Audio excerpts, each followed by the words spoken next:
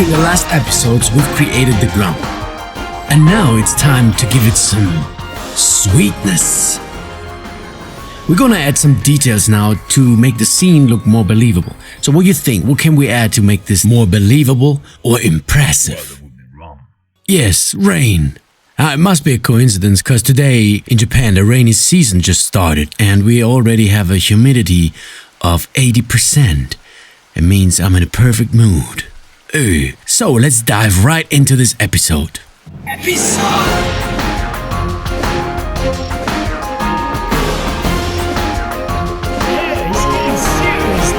Particle system in fusion is a very sensitive subject. This is basically for two reasons.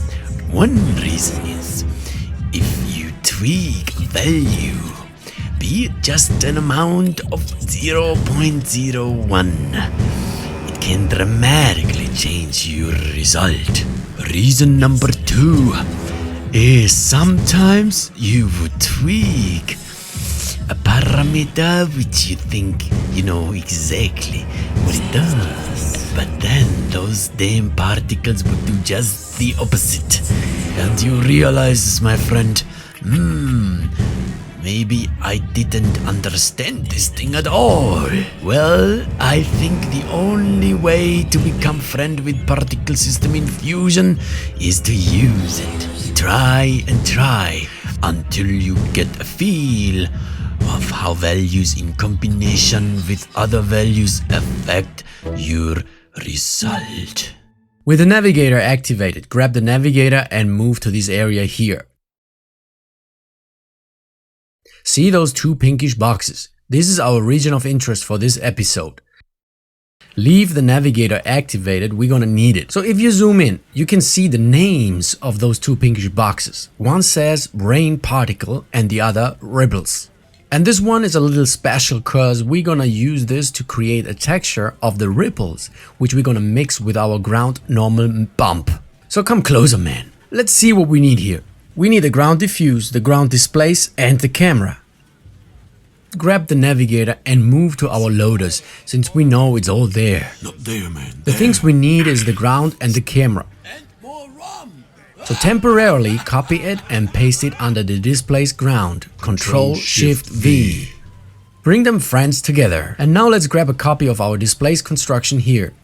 We don't need the 2D image here since we have it here. So let's copy this. Copy, not an instance this time. Ctrl-V. Now, as I showed before, in order to move our stuff over a greater distance, I just group this and display it as a big tile. Now we can zoom out and we can still easily pick this one. Let's move down to our particle system. Once there, right click and choose ungroup and bang! All our stuff is there. We just put it into the right order. Hey DJ! Yes, please. Play some music, will ya? Silent air doesn't go through. Let's hook in our 2D image into the mask to get our displacement map. And if we view the object now, yeah, we can see our displaced ground. Now for the sake of performance, we better make a low-res version of the ground. Simply select the shape 3D and in the subdivision width and height, where we set 2000 before, we decrease it to 200. This will give us a totally sufficient surface to make our particles bounce. Now let's merge this together with the camera. Add a merge 3D. And now we have our scene, which we're gonna use in a bit. But for now, let's start with the particle system. Go into this box and add a P emitter. As soon as you create a P emitter, also create a P render. A P render is necessary to actually see the particles.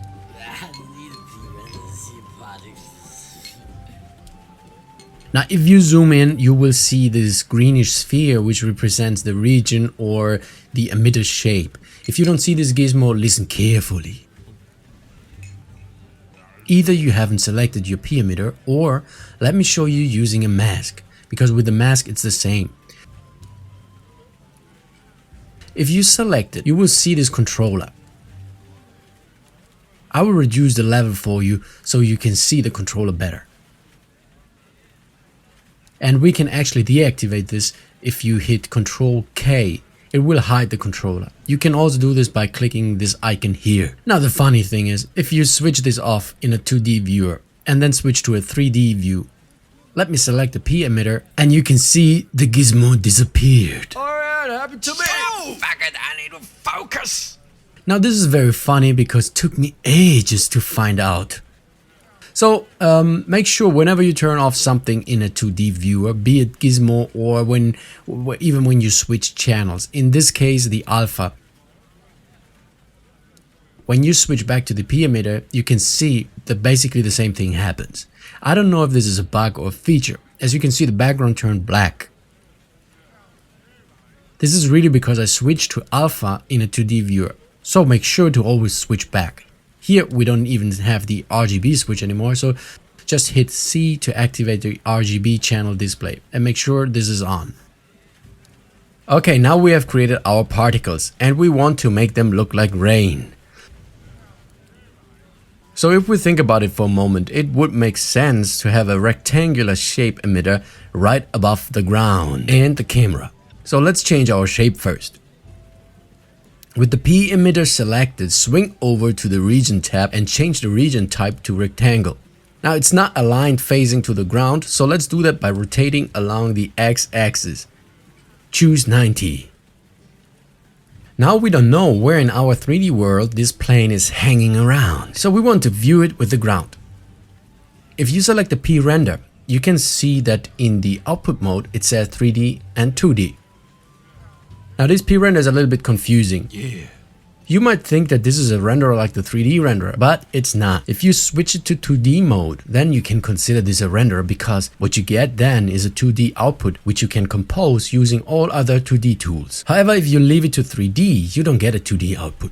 You cannot use this with your other footage. We will get to that in a bit. Being in 3D mode allows you to combine it with all other 3D assets. In our case, we want to combine it with our ground and camera. So let's try this. Hook it into the Merge 3D and view it. Now here we switch to the perspective and we select the particle emitter. Here is our particle emitter gizmo. So this is pretty cool, but let's adjust this so that it matches our scene. We first bring up the size, the width to 3 and the height to 2.5. Oh, maybe 2. No, maybe 4. Maybe 3. Now let's move this up to 1.2323.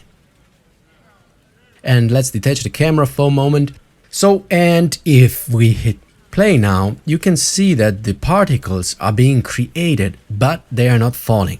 In order to make them fall, we need something called gravity. So when you first started using particles in Fusion, you were probably desperately looking for a tool called gravity here in the tools. Well, you won't find it. Nope, won't find it.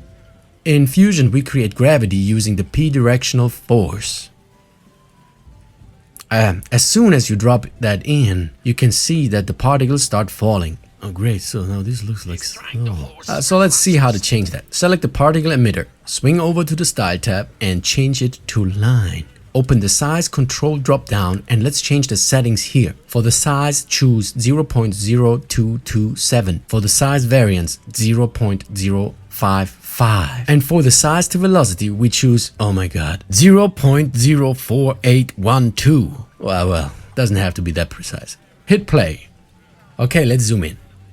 And now you can see that the lines are actually aligned horizontally and not along its motion path. How can we change that? I know. Switch to controls and open the rotation drop down. You can see two options here. One is the rotation mode and the other always face to camera. The always face to camera is good when you work with 3D sprites, but we don't, so let's uncheck it. For the rotation mode, you change this to relative to motion and bang, it's aligned accordingly to its motion direction. Hit play now.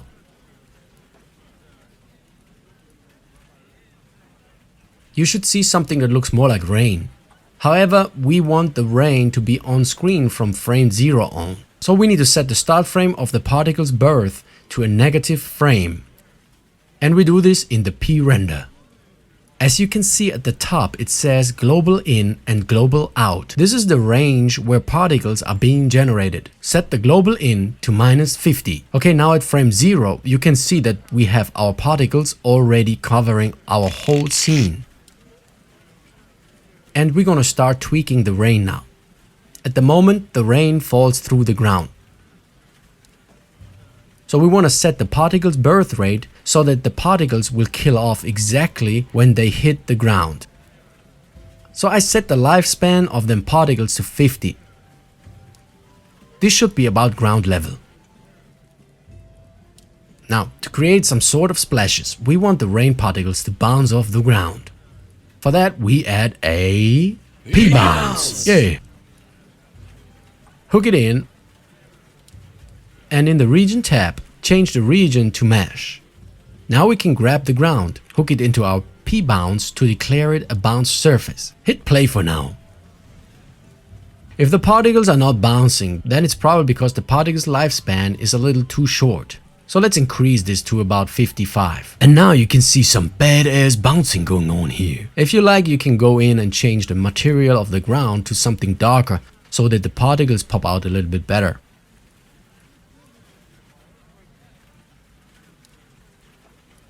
Okay, now them particles are bouncing off pretty hard, so let's change this. By default, the bounce strength is set very high. So let's bring down the elasticity to 0.0835. Now the particles are bouncing off slightly and then moving along the surface somewhere. So bouncing alone is not enough. We're going to utilize the P-spawn tool. Now the P-spawn tool is a very tricky tool. It takes quite some time until you get the hang of it. Oh, by the way, did you know the origin of the expression to get the hang of it? Apparently it refers to fitting an axe handle into the axe head, and it needs some skills to get the shape of the handle just right, or to get the hang of it. So for now I try to keep it simple. Just know one thing. With the particle system in Fusion, if you are at frame, let's say 140, and you would append a P-spawn now, since the P-spawn splits your particles into many particles, you will end up having a lot of particles. Now before Fusion can update or generate those particles, it will have to calculate or evaluate all the frames through from 0 up to 140 first. Depending on your setup, this can take ages. So my advice, go to frame 0, then apply the P-spawn or change your settings, and the update will be almost instantly. Okay, let's hit play. We get loads of particles now. Now since we have two particle groups, to be able to distinguish them easily, we can change the color of the spawn group, for example. So go into the Style tab, open the color controls drop down and change the color. I make all spawn particles red. And you can see that those particles are spawned from the start, but we don't want that. We want them to be spawned once they reach the ground. And this is actually very easy to do in our case because we have a flat surface. What we can do right away, we can swing over to the conditions, and here you will find this start age and end age parameter. What this option does is you can decide at which age of the parent particles you want the spawn to take action or split the particle. So if I would put this to about, let's say 0.8, you can see now that the particles are spawned from around here. So let's set this to 9.5. This should be around ground level. Let's play this. And now the spawned particles appear only on the surface. At the moment, the spawned particles are displayed as points. Let's change them to lines. Remember, go to frame 0 first, swing over to the Style tab and change the style to lines. Then open the size controls and let's adjust the settings here. Set the size to 0.0375, the size variance to 0.055, and then the size to velocity to 0.0195. Now another important thing, the rotation controls. We can do the same thing here. Uncheck the always face the camera and put the rotation mode to relative to motion. Let's see how this looks. Okay, it looks a little bit better now. However, there are still no splashes. Looks more like ants crawling along the surface. Let's take care of that. Let's set the spawn lifespan to 8. Since these are going to be splashes, we don't want them to be visible for too long. And for the lifespan variance, set it to 10. A very important parameter is the velocity transfer. This is a parameter available in the pSpawn tool. And what this parameter does is, as you might know, it defines how much of the parent particle's speed will be transferred to the new spawned particle. At the moment, it's set to 1, which means 100% speed inheritance. So we're going to reduce this to 0.03.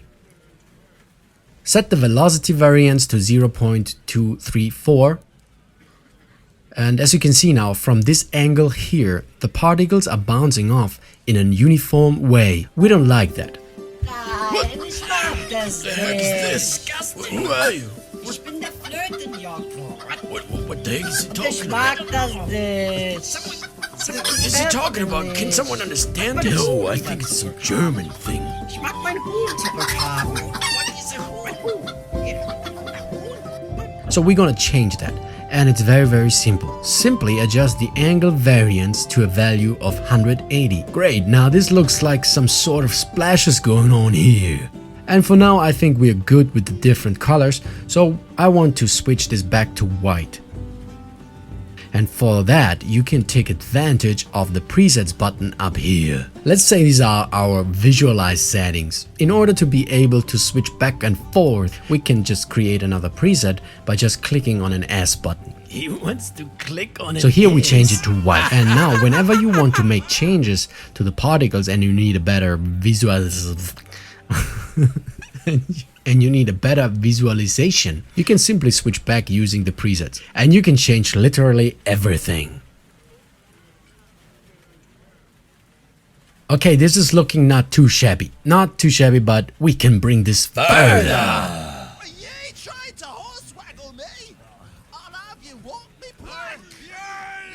Now this looks like fireworks, and I think it could be the missing friction. So I think in real life almost anything has some sort of friction. So why don't we try it? What the heck? Go to frame 0 and add a P friction. Now the particles disappeared. Shoot. Actually, no, they didn't. They're still here, just hiding up there. And you know why? They're scared of you. Yeah, you dirty pirate. Nah, just kidding.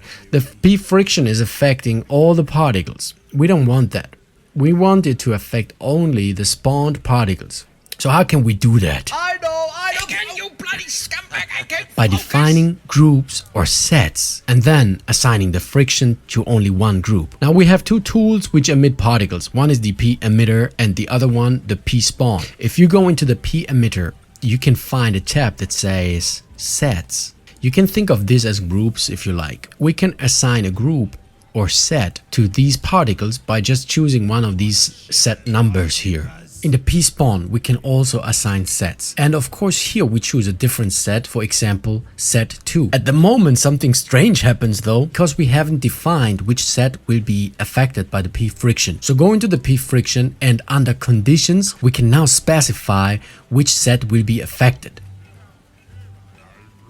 Set the mode to affect specified sets. And turn off set 1 because we want to exclude that one, right? Okay, now if you hit play, you can see that the friction is only affecting the spawned particles. So look how the particles slow down here. Oh sure, this looks even more like fireworks. But look what happens if we append a p-directional force now and set it to affect only set 2, the spawned particles. Now that looks more like splashes to me. Yeah. Okay, time to view this through the camera and hook in the camera and switch to camera here. And let's play this back. This is looking sexy. If you think that these are too many particles that are being spawned, we can do the following thing. Yeah, what man? What can we do? Under conditions where you assign your sets, there's one more parameter called probability. Here you define how many parent particles will be taken into account when spawned. At the moment it is set to 1 or 100%. If we reduce this parameter, let's say to 0.06, only a few particles will be spawned. Let's play this back and you can see only a few particles are being spawned now. So this might be a better choice because we don't want to distract too much from the ring. No, we don't want that. So let's keep this. But how can we render this thing out now? I mean, this is not a rendering. I know. Right, you know. Since this is a regular 3D scene, we can use the renderer 3D to render this out. So let's just grab a copy of the renderer up here. Confusion template action going on here. And bring it back. Paste it in. So, and if we hook this in and render this now, it would give us an error because there is no camera hooked in yet. The camera is hooked into the Merge 3D at the moment, so we could hook the Merge straight into the renderer and detach the ground. Or you can keep the P-render hooked into the renderer 3D and simply hook the camera right into the P-renderer. Some people don't know that, and actually it even works if the P-render is set to 2D mode. Yeah, you can still use the camera. So now we can render this thing out. I want to point out one thing. If you select the P-render, you will see that the output modes are grayed out. Once you detach, the 3D and 2D buttons will become available again. So I hook it back in. Let's take a look at the render settings. So basically this is all good, but for the particles you might want to reduce the super sampling rate because the higher the sample rate is, the more blurry your image will get. In other words, the more rum I drink, the more blurry your ugly face will become. Shut up. And since we have very fine details, I mean we have just a single line here, by increasing the sample rate to the default rate of 8, you can see that the particles almost disappear. So you might want to try a very low value like let's say 3, and that should be enough. And yeah, another thing, since this is a regular 3D tool and we are using a 3D renderer, we can take advantage of our channels. So let's say we want to apply motion blur to this rain later. We can render out a vector image as well. If you check the channels now, you will find there is a vector channel and we can utilize this for the motion blur. So switch back to RGB. Okay, now that we are done with our first particle system, I'm gonna cache this so that we can view it, and then we move on to the next particle system. I'm back and I have done the caching, so let's take a look. If you find it difficult to see your particles, you can use this normalize button. It will normalize the values and therefore brighten them up. By looking at the particles now, I found that the splashes could need some more weight. At the moment they're bouncing quite far away from the hit point, and I think rain splashes would rather go up and down while not going so much outward. So how can we give more weight to them splashes? Actually, we already have the tools we need, and it is the P friction in combination with the P directional force. So let's change the P friction. What the heck is a P friction? I think it's what you do with the girls when they come closer and you jiggle twiggle a little bit. I don't get it. What's a jiggle twinkle? We have to make it stronger so that when the particles go up, before they have the chance to move outwards, they will be slowed down by the P friction and then pushed downwards using the P directional force here. So let's crank up the friction, let's say 0.25, and I switch to the 3D view for better performance. Now see how most of them splashes are barely moving outwards. I think this looks much more convincing now. Yeah, I like it. Great guys, so let's move on to the ripples. Wanna say yo ho ho, yo ho ho, yo ho ho, yo ho ho, yo ho ho.